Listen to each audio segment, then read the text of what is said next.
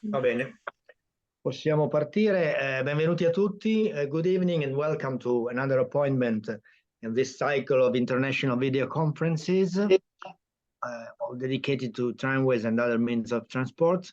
Tonight's presentation comes from Portugal.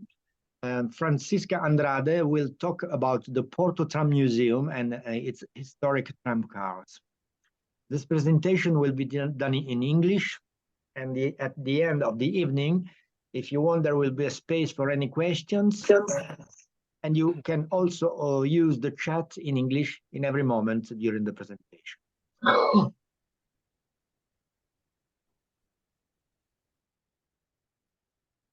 The complete program of the forthcoming presentations is available on our internet site. Before giving the floor to Francisca, I reminded that our next presentation, that will be the last before the Christmas break, will be held on Tuesday, 19th of December, and will be from the USA, and its subject will be recent developments in California transit.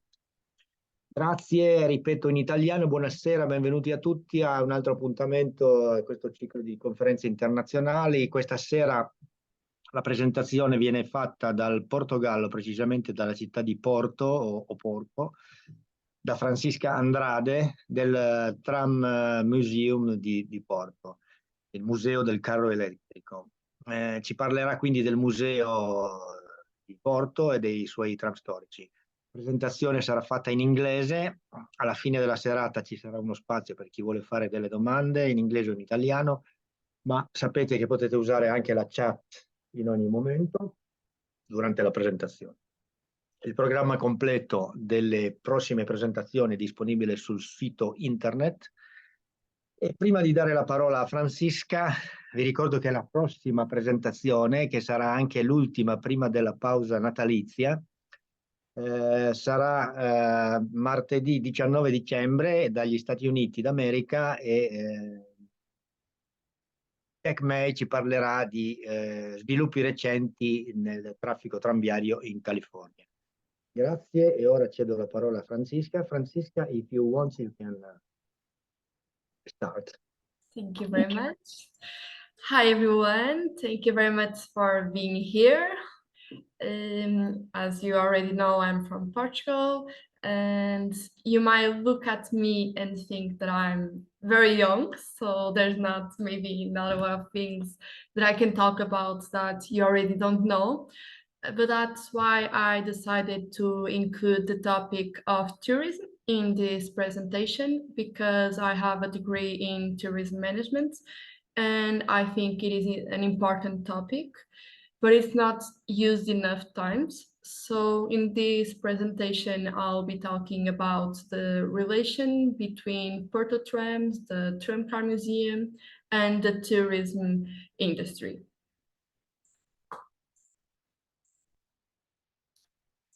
I start by talking about STCP, that is the organization that is responsible for the buses and the tramcars network in Porto.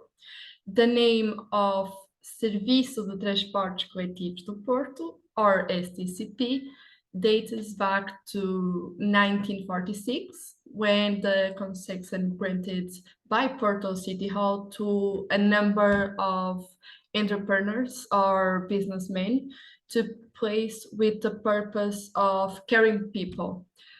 So public transports, however, dates from around 1872, at least in the city of Porto, when the urban transport company, called Companhia Carril Americano do Porto, operated the first horse railroads.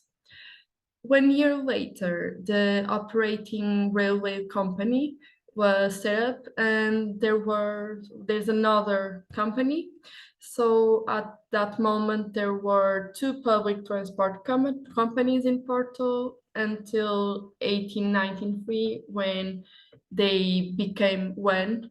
And in 1994, it became a state-owned public limited company, and it changed its name to what is now known as STCP.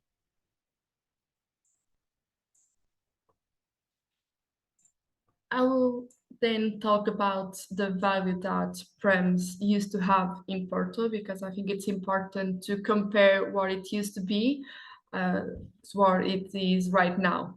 So Porto was the first city in the Iberian Peninsula to have a tram car rail, which was inaugurated in 1895. And a fun fact is that it is still possible to do this route nowadays, since it's one of the few lines that continues to work. It's not exactly the same because it suffered an extension through the years, but you can still do some of it, and I think it's kind of fun to experience some of the past.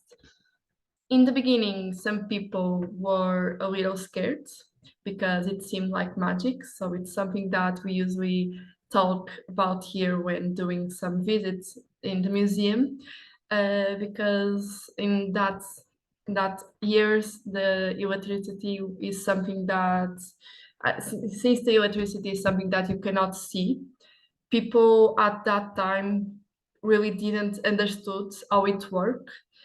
But even with that, the tram car quickly became famous, and it was one of the biggest transports of some years here in Porto.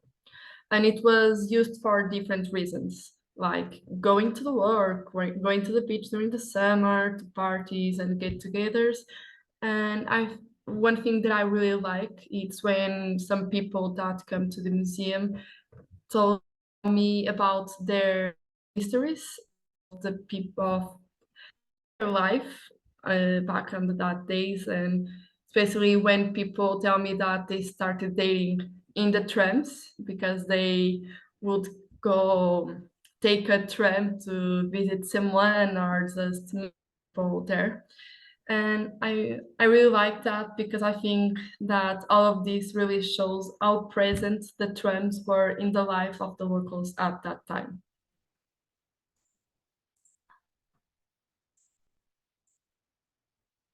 I will now talk about the evolution of the trams network.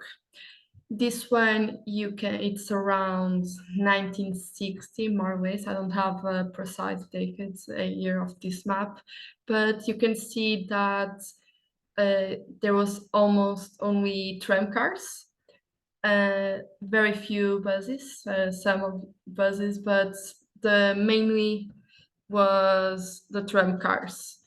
And if we compare to what is now, this is almost only buses. The tram cars museum basically disappeared. They are not as in many places as they used to be. In fact, we only have these 3 lines. And actually at the moment, this blue one isn't really working because of the metro constructions.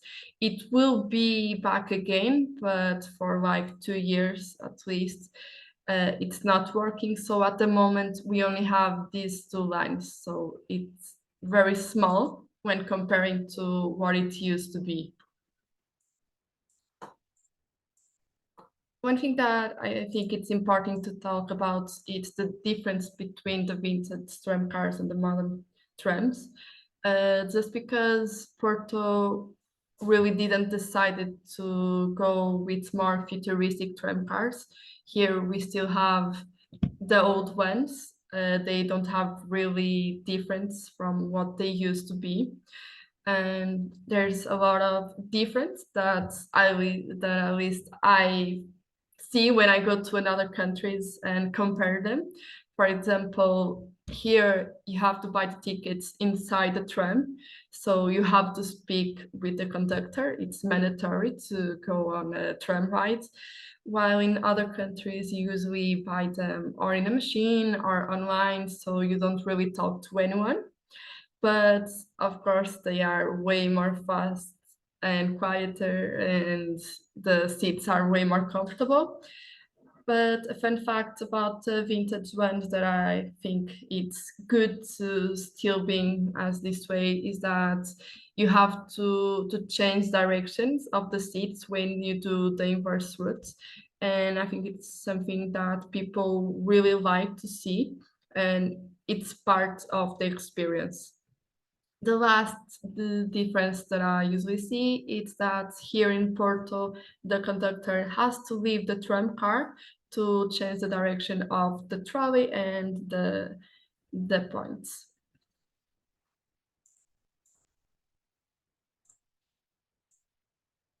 Like I said, the tram cars nowadays are very similar to the old ones. So if we compare the trams that were in the circulation in the heyday around 1950 with the ones that are now in the streets, we can see that there's not many changes. In terms of security, of course, it was necessary to adjust the controller, had a safer brake, but you can see that this type of painting remain. The covers are basically the same. And the manufacturer has been keeping a policy of recovering the trams that were waiting for maintenance instead of getting new carriages. And all of this happens because the company recognizes that preserving old trams adds value to the touristic service and to the city beauty. We can also mention that the conductor job is very similar, like I said, with the exception that now we also has a job of the collector, which in the old days was done by a different person. So in the old days, there were usually two people in the trams, but nowadays it's only necessary one person.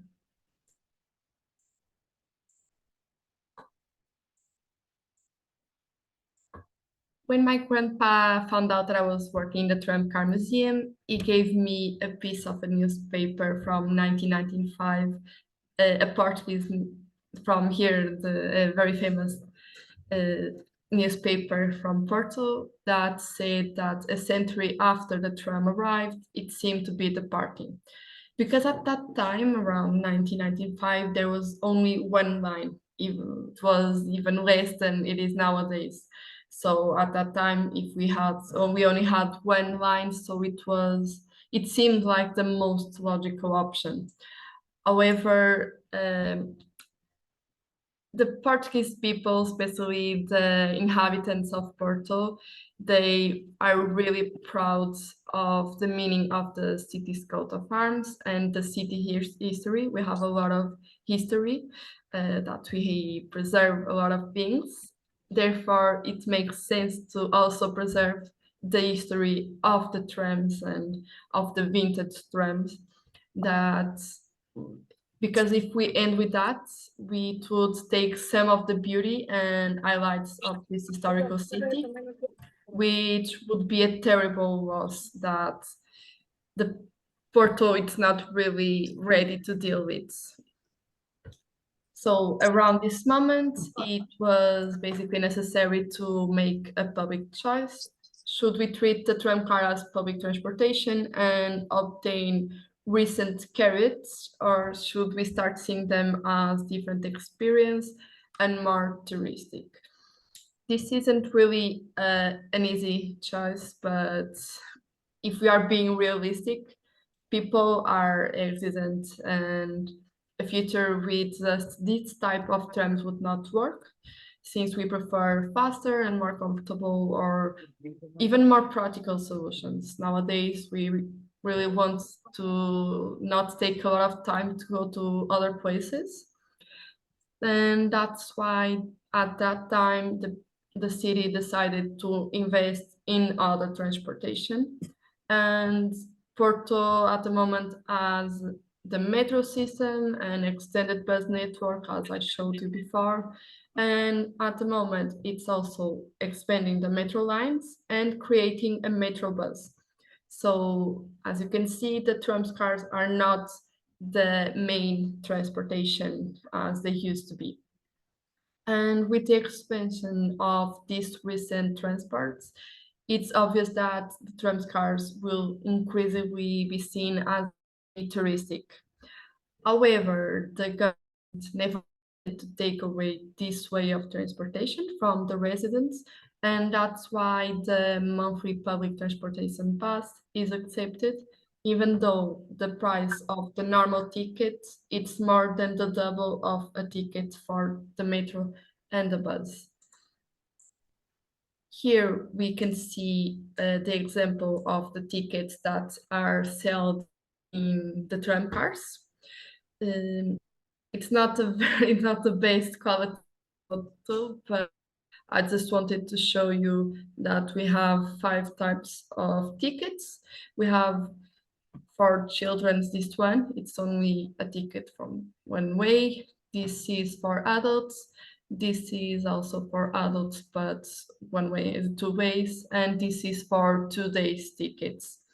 And if you repair, you can see that we have here something saying that it gives you 50% off in these two and 30% on these ones.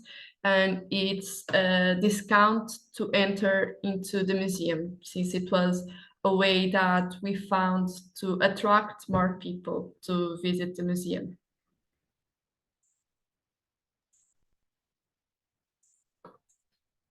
I can ask you a very simple question that I think that the answer would be very similar to everyone.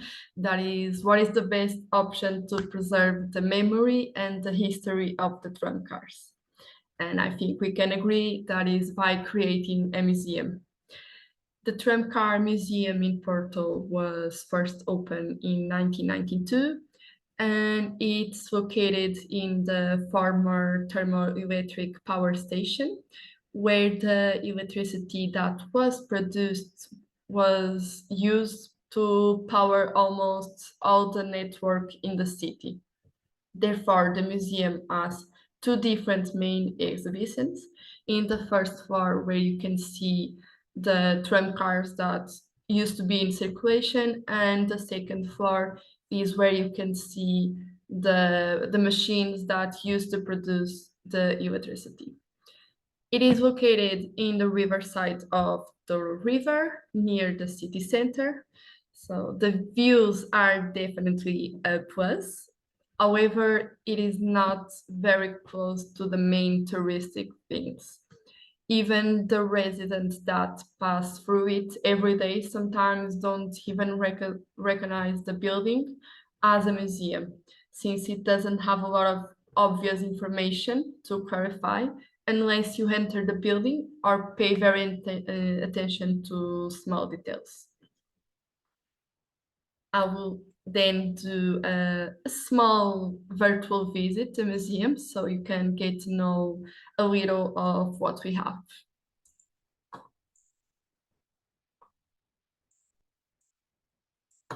We start with the American car that represents the beginning of the company that is now known as STCP, and that originated the installation of the railways of the first line. This carriage that was pulled by horses or mules had a different way of charging for the rides. Children would only pay if they were higher than the mark on the door. There was a mark over there, and the children would only pay if they were higher than that mark. This type of animal traction vehicle on tracks was in the use until around 1904, and the American cars provided the connection between the farthest points in town and the city center by means of railway, which would later be used by tram cars. The first electric tractions were the old American carrots, restored and adapted from animal traction, but it had a huge impact on the public transportation. The first tram car that you would be seeing if you enter in the museum It's a tram car number 21 that was built in England and started running in Porto around 1819 something. It seated 18 people and had wooden love seats. It was called center parting because of the longitudinal arrangement of the seats, in which passengers were sitting with their backs turned to the window. In the steepest streets, the brakemen would frequently experience great difficulties in stopping or slowing down the car, so it has to use a lot of sand to cause friction. The next one is the tram car number 163. This one was bought in 1905 and ran until 1967. It was equipped with headlights and a box with the name of the destination that did not exist in previous tram cars. It seated around 22 people and it was also center parting. To avoid physical contact between the women and men who traveled city, since it was a huge topic at that time, the benches had four metal divisions reserved for the women. This tram car is actually associated with one of the most tragic episodes in the city of Porto. And I will just now tell you a little bit about it because it was around Christmas time and we had a lot of immigrants from Brazil that were arriving to come pass the Christmas with their family. So we had the trams that went to the Port of Lesões to bring them. And that day, this tram car was very crowded and the weather wasn't really helping. And when the tram car was doing a curve, the tram car fell into a river.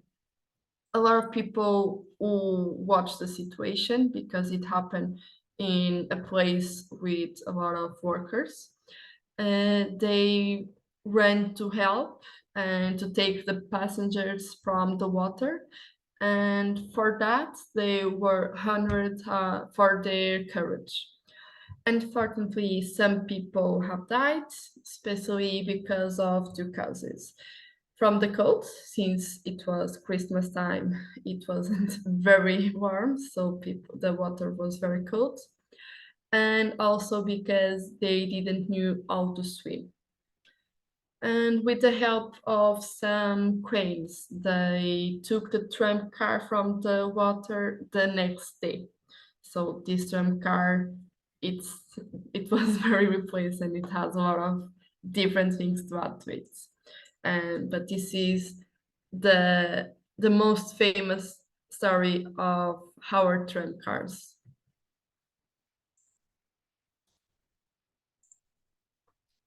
Then we talk about the number 100, that it's my personal favorite. This tram car was mainly used during the summer to take people to the beach. It's completely open, only with it's only protected by stripped curtains. And there was only 2 cars of this kind. Some people say that they would only be used during the summer, but others say that they used to be used all over the year. Then we have this tram car that was built in England, so it's known as an English car. It has 23 seats distributed 2 + 1 and original benches lined with straw. This one, it's actually a replica that was built in 1994. Then we have a very similar one, but this one was built in Porto, but is known as an Italian car due to his engines that were bought from the General Electric company in Italy. It has 42 seats, but they are distributed 2+2. And one big difference for this tram to the other ones that we already saw is that this tram has two headlights, one here and another here, because this car would go to the outskirts of the city of Porto, and this village were poorly illuminated, so they had to join another headlight so they can see better. Then we have the series of 260. Here we can see the 269. These series of cars were built in 1940, also in Porto, and have 40 seats, so they are bigger. They are lined with cloth. They are known as smokers because these windows used to be removed during the summer, so people could smoke inside of them. And they also had a mailbox. They used to run with this mailbox to take the mail to the outskirts of the city. The mail would pay the company to have this mailbox. So this series used to have this to help basically. This is for the same series. The only difference is that is in green and the other one is, well, it's in yellow.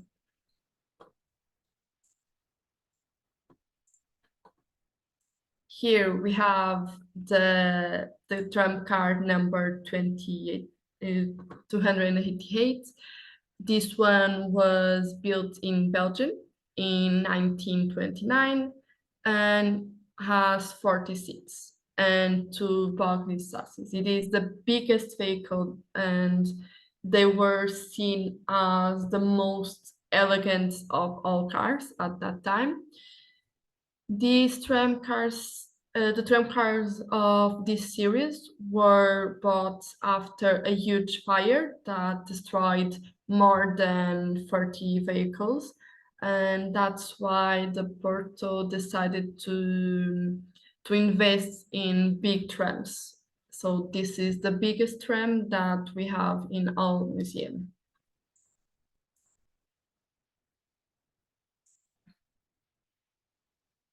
This one it has 28 seats.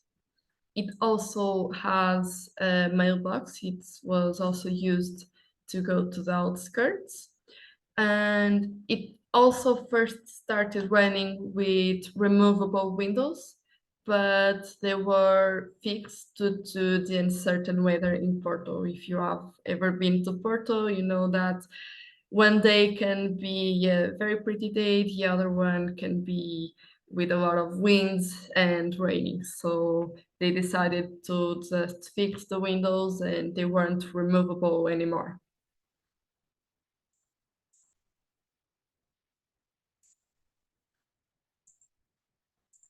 This was the last tram car to be built in Porto in 1951, and it was the first to have a seat for the driver and another for the conductor. It's the most modern tram car that we have in the museum, since it has automatic doors that work with compressed air. They also could only run one way, so it couldn't operate in all lines, only in the ones that would do some rounds. We can see that this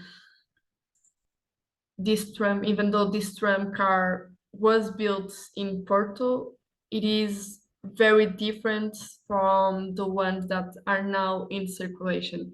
We can almost say that this one looks more modern than the ones that you see in the streets of Porto. Then we have the work cars. We start by talking about the tram car number 76, this wagon.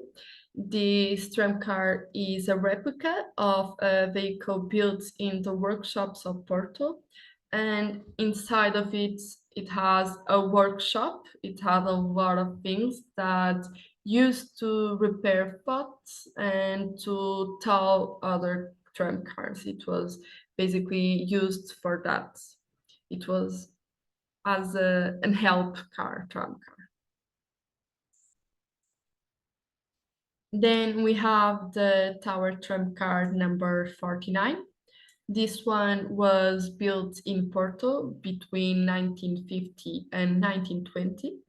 It was designed to repair the overhead line, and it has a hoist tower and a small repair shop inside where you could find only the material that was needed to repair the overhead line. So it's the biggest difference between this one and the last.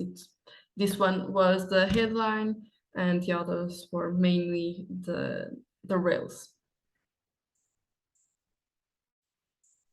Then we have the tower cars and saloons that were bought in Germany in 1929. They were also used to repair the overhead line, but since they ran on the roads instead on rails, it was easier to do the reparations. It's, as you can see, and of course, the biggest difference between this one and the tower tram cars. Then we have the trailer number 80. This trailer was specially designed to carry the fish from Matosinhos, that it's a fish town here, where the fish was sold, to take the fish for the city center. It was pulled by a tram car that carried the fish women who had to pay for their tickets and also to pay a tax on the transport of the fish boxes. This had a lot of problems because sometimes when arriving to the market, the boxes did not have all the fishes because some of them would fail or even stolen at the stops. Then the last work car that we have is a coal car. This tram car, it has an open box and platforms. It is known as coal car or widow as a tribute to the miners widows who would carry coal in mines, substituting their husbands to guarantee that their children would survive. So they would work to guarantee food on the table for their children. This tram car was used to transport the coal from the mines to the thermoelectrical center that is now in the museum. On the rainy days, the driver only had a cloak, a hat, Wellingtons, and gloves to protect them from the rain. So it wasn't, of course, their favorite tram car. In the last section of the first floor, we have a trolley car. The trolley cars appear in Porto especially to replace the tram cars that cross the bridge, since the electricity that was being charged to the rails from the tram cars caused the destruction to the bridge pillars. To this bridge specifically, they would pass from here. So Porto decided to buy some trolley cars to try to fix that problem. Then in the second floor, we have what we call the machines room. There's a lot of machines from different years. So here people learn about the process of electricity production in different decades. In this floor, we also have a plain space that is used for events. After the animal Tram vehicle stopped operating in 1904, the number of tram cars and the electric traction network grew progressively. There were a lot of tram cars working, which resulted in the need to produce more electric power and therefore the need to create a new thermoelectrical central. And this is how the central of Massarelos was born around 1940, and it's operated for more or less 45 years. And this is how we end our visits, virtual visits, and we pass to the tourism topic. Nowadays, people of all ages and nationalities visit the museum, and it's very interesting to see different generations' reaction. The older ones remember the era where tram cars were the main transportation option, so they have a lot of histories to tell as they recall their own experiences when seeing the tram cars, while most of young people never really saw one tram car in their life. So they are just now learning about them and their history. So these generations, when seeing for the first time the museum, it's very interesting to see how they react and see their faces. The museum wants to attract more people, and for that reason, during all year, it develops many different activities for different publics and ages, like activities realized in important dates like the Mother's Day, the Museum's International Day, things like that. And sometimes even combines this type of activities with tram cars. We also do some birthday parties programs, and all of this brings the opportunity to people, especially families, the ones that join our activities, to have an entertainment day and explore the museum at the same time. So it's like a fun way to visit the museum, basically. Another way that the museum attracts public, it's by renting the space for events. This year we already had music events, conferences, company events. Today we even had our company events that usually happens this time of the year. And even though most of these events aren't really related to the museum's team, we found out that most of the people that came to this kind of events have never visited the museum. So once more, they have fun, and they also have the opportunity to discover the wonderful things of the museum. So here we can see some examples of the events. This was a free concert during the Christmas time last year. It was sponsored by the City Hall. Here it's a conference, and here we have an example of a private party with dinner and some concerts.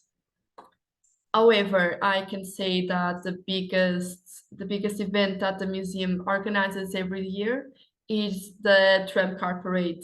It occurs always in May, usually on the first weekend or second weekend of May. and it's where almost every trams that you have the opportunity to see leaves the museum to circulate through the city lines. It attracts hundreds of people from different countries, and it's always a very different and fun day. I will now just show you a small video.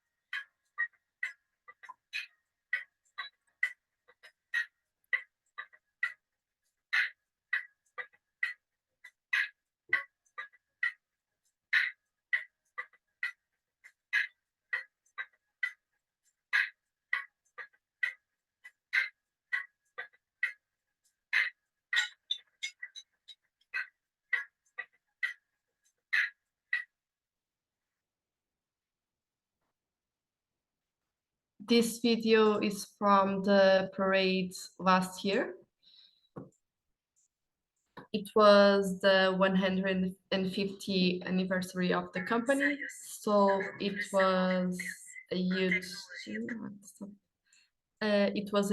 event, and it's, as you can see, it's a fun day. We have a lot of different activities, so it's the biggest event that we organize here.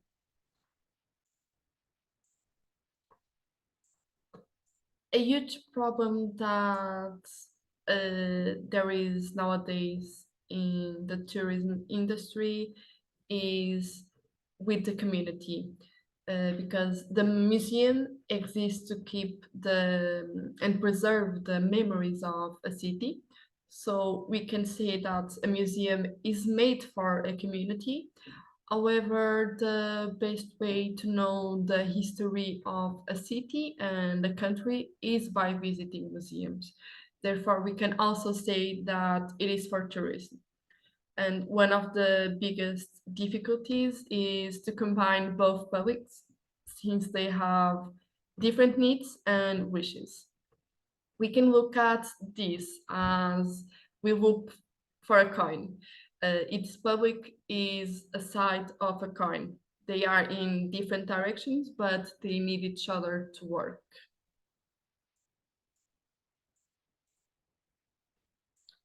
The local community plays an important role in the tourism development, so they should be involved in important decisions making in order to enhance their trust and confidence on the tourism industry. Their participation helps to uphold the local culture, traditions, and knowledge of the city. Therefore, without their help, it would be very different, very difficult to maintain the credibility of the museums. We can even say that the community is what makes tourism possible. So one very important topic is the sustainable tourism. And when we talk about sustainable tourism, the benefits of tourism can be analyzed in three big topics: the cultural, the economic, and the environment terms. In the local one, we basically can talk about the preservation of heritage, like local communities and the custodians of their cultural heritage. Their involvement ensures the preservation of the traditional customs. And cultural exchange by tourism can act as a vehicle for cultural exchange, allowing visitors to experience and appreciate the unique aspects of some destination culture. For the economic, of course, tourism can contribute significantly to the local economy by creating job opportunities and supporting local business, since through the purchase of goods, service and souvenirs, tourists inject money in the local economy, benefiting a wide ranges of local business. And last, for the environmental, by involving them in sustainable tourism practice, it helps in the preservation of the natural resources. And we also are responsible, if the responsible tourism initiatives, they guide the local community to contribute to the conservation of the ecosystems and the landscapes. So sustainable tourism seeks to maximize the positive impacts on these aspects, ensuring that tourism benefits both visitors and the local population while preserving the unique character and beauty of a destination. And what happens if the tourism is not managed to be sustainable? We have a lot of problems like over tourism. The residents may face the disruption to their daily lives. Of course, the increasing living costs and the loss of cultural authenticity. We have the cultural disruption and commodification, because local communities may experience the erosion of their cultural identity and authenticity, as well as the commercialization of their heritage. Economic, even though tourism brings a lot of money to a country, the money that enters that country through tourism might not be used to improve that local economic conditions, and many jobs are seasonal, so it creates jobs, but not the kind that many people are looking for. Then the quality of life, because residents may face inconvenience due to traffic congestion, the increase of population and pressure on facilities that might affect their quality of life. The increase of tourism can lead to the growth of the price of houses and force people to leave the city center and look for more affordable places. And with that, we are creating gentrification. And the last one is that I will talk, it's the environmental, because the tourism can deteriorate the resources. With all of this, we can see that it is a very complicated theme, and if it is not correctly managed, it can bring a lot of problems that lead to the community to develop tourismophobia, or to don't enjoy having tourism in a country, in their own country. So people would start being against all tourism. The success of a museum depends on various factors. I will now talk about some of them and trying to make a relation between the Porto's museum. Of course, that this is all in my opinion by experience working here every day. The museum must be diverse, have high quality, and appeal to a broad audience.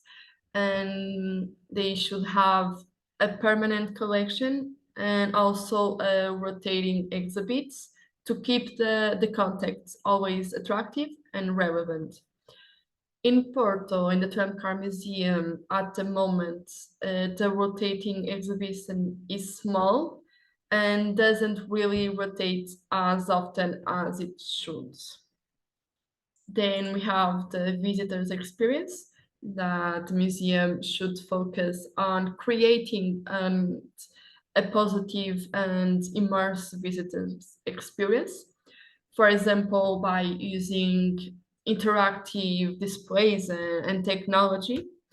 And the Tram Museum here in Porto, I can say that it's kind of a little lost in time. It has some interactive displays, but they are often broken or don't have a lot of updates. So they don't really follow the technology every year as it should. Then we have the educational programs. Museums should develop programs and workshops for visitors of all ages and for not only ages, but also for different categories. Here in Porto, we have an educational area that has been increasingly creating more workshops, and the workshops they are preparing are for different ages and public. They have a lot to grow, but they are on the good place. Then we have the community engagement by foster strong ties with the local community, as I already talked about. Here in Porto, we are starting to get some ties with some local organizations, but we still have a long way to go. We should be more diverse and look for more organizations to do this. Then the marketing, because marketing is a very important topic, since if having an effective marketing strategies to raise awareness about the museum and to attract people. So they are for both things, not only to attract people, but also to teach people how they should be on a museum. The Tram Museum in Porto has social media, but it really has to improve them. Then we have the accessibility. It's very important to ensure that the museum is easily accessible for all people. And that's a problem that we really have here, because our museum is not prepared for wheelchairs. The only good part that we have about the accessibility is that we have audio guides, but only in Portuguese and English. But we also have a braille book about the museum, so it's accessible in that way. Then we have the collections management. It's very important to properly care for and manage the museum's collection. Here we don't really have a lot of resources, but we are starting to work on it. The last one is the collaborations and partnerships. It's very important to collaborate with other cultural institutions and organizations, and the Porto has to increase the collaborations, especially with the neighbors institutions. That would lead us to, again, to the topic of how important it is to have a good relation with the community. The future of the museum, it is somewhat uncertain, but at the moment the museum it's not really in the best conditions and has a lot of upgrades to do, like becoming 100% accessible for all. Therefore, there are some constructions planned, but it is also important to be able to follow the present, like technology, and for find more and different ways to attract more people to visit the museum and to take the trams. There is actually an architectural plan for the museum that involves many changes. It's also uh, prepared to have to input a restaurant or a bar in the museum. These constructions will start in more or less 2 years, and the museum will have to be closed. So it will be necessary to find a way to guarantee that the work that has already been done and it's right now being done with all the community and the tourism industry don't get lost, and that the reopen bring a lot of new opportunities, especially for the events area. Because at the moment, even though we have a lot of events, we don't have the best features for that. We really have to improve on that. And here we can see some of the project that is planned for the museum.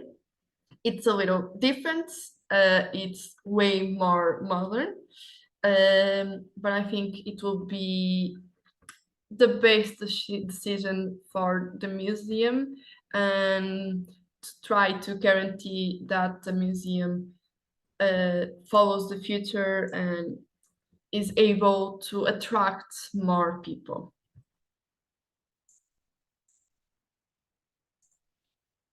I wasn't born in the era that trams were the main public transportation, but near where I live, there's still a small piece of rail remains.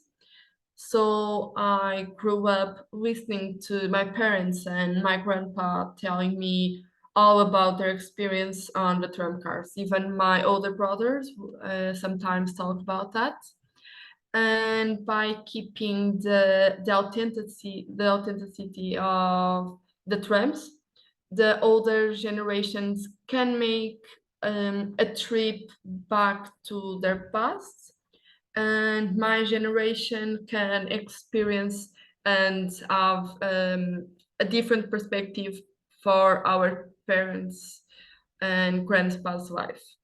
And the museum really helps with this. It brings the opportunity to different generations come together to a museum and really share their different experiences.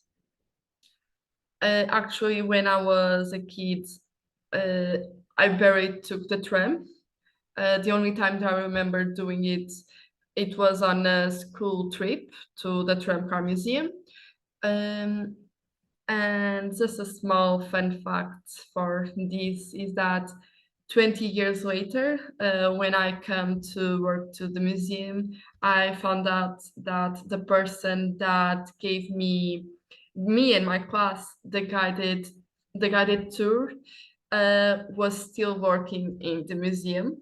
So it was fun to still see her doing some guided visits, but with a different age, because I was very small. I really didn't understood at that time a lot of things. So I had the opportunity to gain more knowledge with her. And in my opinion, this proves that even in a future with more advanced ways of transportation and without the generations that used to take the tram as a public transportation, talking about their experience, kids will learn at school. In addition, if these tram cars are still running, and if there is a place that keeps all the memory, like the museum, then it's a way to experience the past in the present. To conclude, I believe that the key is to never forget the importance of the local community and to always find ways to improve and maintain the patrimony. And this is why I believe that it's very important to combine the tourism industry with the local communities. And this is how it ends. Thank you very much, everyone, for your attention. I don't know if you have any doubts that you would like to ask.